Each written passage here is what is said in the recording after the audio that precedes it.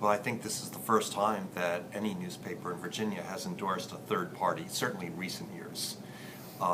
The fact that the Libertarian candidate has a fairly major newspaper endorsement in Virginia, I think says a lot about the other candidates.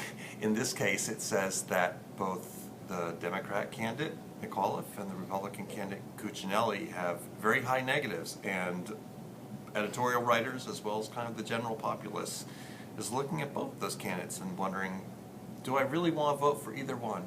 And some people are saying no. And clearly the Danville newspaper said, no, vote for the Libertarian.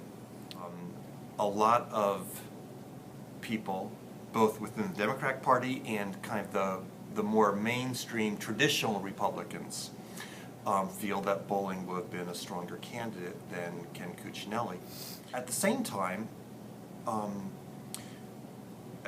I think one would be hard-pressed to make a case that Bill Bowling has a chance to win. And so it's a protest vote.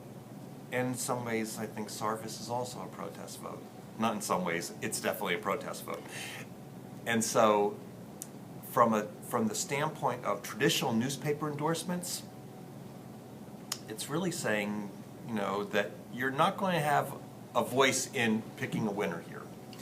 And I think a lot of people would look at that and say, that's not such good advice to people. I mean, it clearly is going to be either Cuccinelli or McAuliffe come election night. And for a newspaper to say, don't vote for either one, it makes an important statement, but I'm not sure exactly what that statement is, because it's saying you're not going to have a voice in the outcome. Both candidates, because of the baggage that both Cuccinelli and McAuliffe carry into this election, that both parties are going to do some soul searching after the election and wonder what happened and whether it was the way of picking people, picking their nominees. The Republicans picked their nominee at a convention as opposed to a primary. That gives a lot of weight to party activists who can pack the convention. And rightly so. I mean, they have the right to do that, you know. But a primary election has a much broader base of people participating, and Bowling would have had a stronger chance. In fact, many people say he would have won a primary.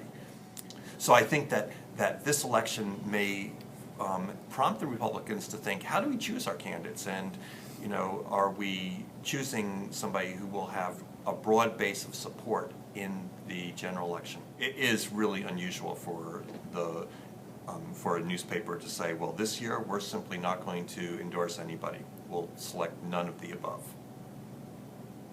I don't know whether that's a long-term trend or not. Some people feel it is. Some feel that with the rise of the internet and social media and everyone kind of being their own editorial writer, that newspaper endorsements no longer carry weight and in fact sort of turn people off. And so there has been a lot of ruminating among journalists and citizen journalists that maybe newspapers should get out of the endorsement game altogether.